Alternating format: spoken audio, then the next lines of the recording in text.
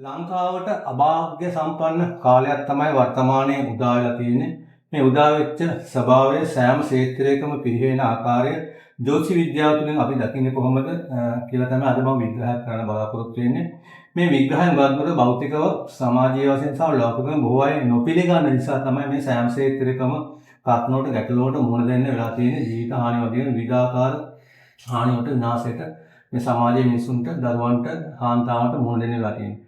ලංකා කේන්දරය ගත්තම අපිට පේන කුම්භ ලග්නේ. මේ කුම්භ ලග්නේ මේ කේන්දරේ තියෙනවා.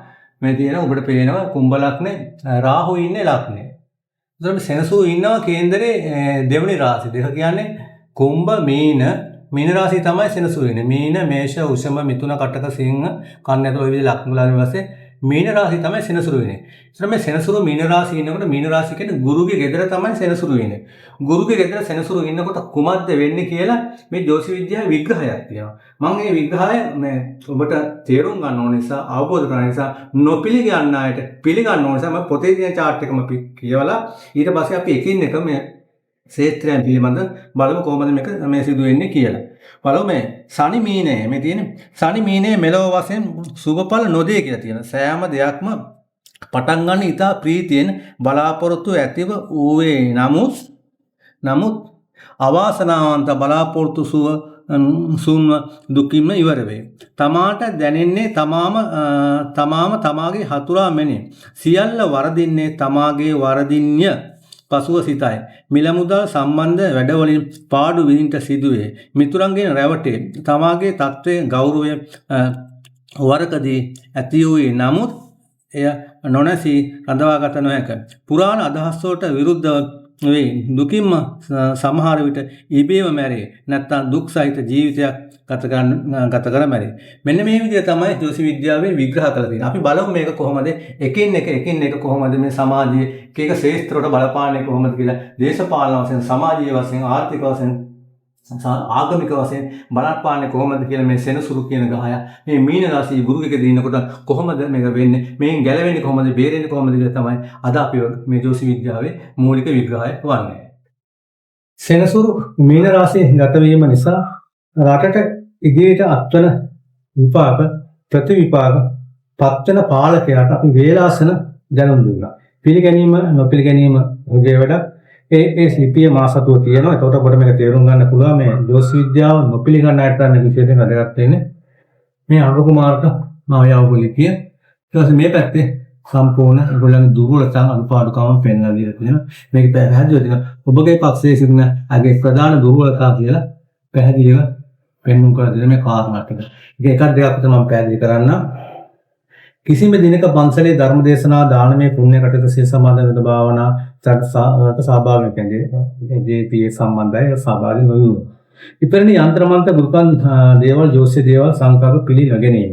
ආධ්‍යාත්ම බුදුදහම තුලින් යම් අනුශාසනයක් උපදේශයක් දුන්නත් පිළි නොගැනීම ඔවුන්ගේ මතයට අනුව තහවුරු කිරීම. ලංකාව පුරාගත් අපේ ගවේෂණ ජීපී සාමික මහතුරු බුද්ධ දර්ශනය තුලින් පිළිඹු වන ලෝකෝත්තර නිවන් මාර්ග ගැන කිසිම අවබෝධයක් නැති අය වෙලා සම්පූර්ණ විස්තරයක් ප්‍රදාන කරනවා. ඒකට උත්තරයක් වශයෙන් ජනාධිපතිතුමා මට ලිපියක් එවනවා. ඒක පස්සේ 2024 පස්වෙනි මාසේ ජනාධිපති වෙලා නැහැ අනුර කුමාර. මේකෙන් අපු ලිපිය.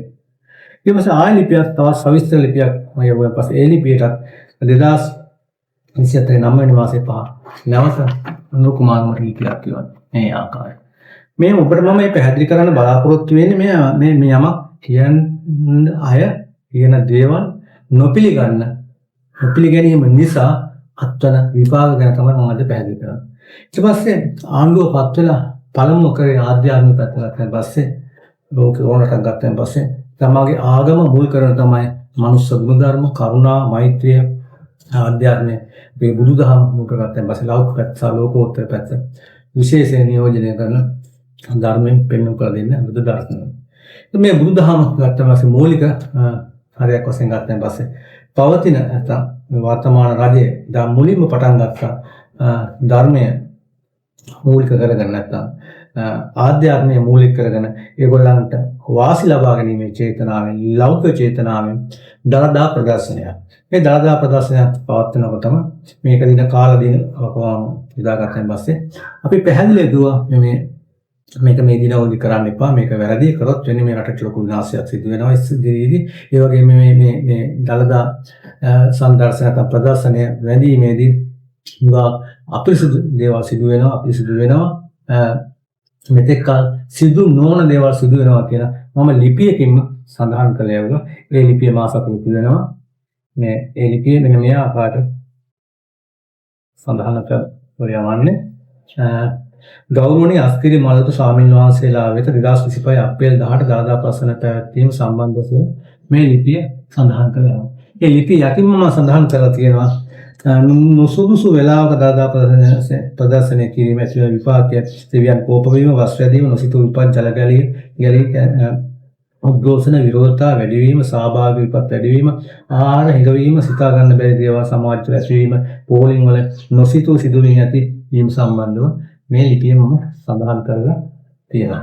ඒ ලිපිය යවන්නේ දළදා ප්‍රදර්ශනයට දින 18ක් විතර වේලා තියෙන මේ දළදා ලිපියව රෙජිස්ටර් කරපු ලිපිය තමයි මේ තියෙන්නේ. ඊළඟ දයාල මණ්ඩාලට අස්තිරි මල් ස්වාමීන් වහන්සේලාට තමයි මේ ලිපිය යවන්නේ. මම මේ කියන්න උත්සාහ ගන්නෙ මේ සෙනසුරු මීන රාශියට ආවෙන් පස්සේ පෞකාර රාජ්‍ය පාලකයෝ තමයි බිහි වෙන්නේ. පෞකාර රාජ්‍ය පාලකයේ විරුවෙන් පස්සේ සෑම ක්ෂේත්‍රයකම විනාශයට තමයි, පරිහානියට තමයි ඇති වෙන්නේ. ඔබ දන්නවා ඉතිහාසයේ පළවෙනි අවස්ථාවේ දළදා ප්‍රදර්ශනය පවත්වන්න ගිහින් සම්පූර්ණ නුවර ගද ගහන නුවරක් බවට පත් වුණා. ඒ වගේම දිත්තා කුණාටු, දිත්තා සුල්ලි කුණාටු වගේ දේවල් මේක කලින් කුණාටු වෙන්නේ ලංකාවේ ඉතිහාසයේ නොවන ආකාරයට විනාශයට පත් වුණා. ඒ වගේම ජල ගැනීම වගේම ගිනි ගැනීම සෑම ක්ෂේත්‍රයකම සෑම පළාතකම වරිම සිදු වුණා. ඒ වගේම දැන් පස්සේ ඔබ දන්නවා කුසිකර්මාන්තය. ඉතිහාසයේ නොවන ආකාරයට කුසිකර්මාන්තය නැත්නම් අපි වී ගොවිතැන සම්බන්ධ මේ මොහොතේ පරිහානියට පිළිගින් කළා තියෙනවා. ඒ වගේම රැකියා විරහිතභාවය, තරුණ තරුණියන්ගේ රැකියා විරහිතභාවය සම්පූර්ණ දුගී ස්වභාවය දවසෙන් දවස වැඩි වෙන අසහනකාරී තත්ත්වයකට පත් වෙනවා. ඒ වගේම ඔබ දන්නවා ඉතිහාසයේ පළවෙනි අවස්ථාවට පාර්ලිමේන්තුවේ තුන්වෙනි පුටුව කතානායක පුටුව ඒ අදාළ පුද්ගලයාට අහිමි වෙලා ඒවයි මේ සෑම දෙයක්ම ආදර්ශයක් වශයෙන් ඔබට පෙන්වන්නේ, පූර්වාදර්ශයක් වශයෙන් පෙන්වු කරන්නේ මේවා තමයි යමක් සිදු වෙන්න කලින් ඉදිරි අනාගතයේ සිදුවන යහපත් දේවල් සිදු නොවන හේතු කාරණා කලින්ම පෙන්වන සිදුවීම්. ඒ වගේම ඔබ දන්නවා මේ මොහොත වෙනකොට අධ්‍යාපන ශාස්ත්‍රයේ විශාල පිරිවීමක් තියෙනවා. කුසිකර්ම ශාස්ත්‍රයේ ඒ වගේම පිරිවීමක් තියෙනවා. ඒ වගේම ඔබ දැන් දන්නවා වර්තමානයේ ගත්තන් පස්සේ මද්ද්‍රව්‍ය, කුඩු, පාතාලය ඒ සම්බන්ධ ඊළඟට නීති පද්ධතිය ක්‍රියාත්මක තියෙනවා. උසාවි වගේ බන්ධනාගාර මේ විශාල ප්‍රශ්න ගැලපුඩ පාතිල තියෙනවා. මේකක්වත් විසඳන තත්යකට නෙවෙයි තියෙන්නේ දැන් මේ අවුරුදු දෙකක් තුනක් කාලේ. මේක මම පවතින රජයේ ඒ පුද්ගලයන්ට දුක් කරන්නේ නැහැ. හේතුව මොකද මෙවැනි කාලවකවානුක හේතුඵල දහම් කනුව සිදුවන කාලවකවාන පෞකාර පුද්ගලයෝ තමයි රාජ්‍ය පාලනයට එන්නේ. ඒ වගේම ඒ පෞකාර පුද්ගලයෝ රාජ්‍ය පාලනයට ආවන් පස්සේ ජනතාවට ඒ පව කොටසක් විපාකයෙන් විඳින්න සිදු වෙනවා. ඔබ දන්නවා මේ ආධ්‍යාත්මික පිරිහීම නැත්නම් පස්සේ මේ මොහොත වෙනකොට ස්වාමීන් වහන්සේට විවිධ චෝදනා අපවාද වේගෙන් හඹාගෙන කාලයක් වකවාන වශයෙන් උදා වෙලා තියෙනවා.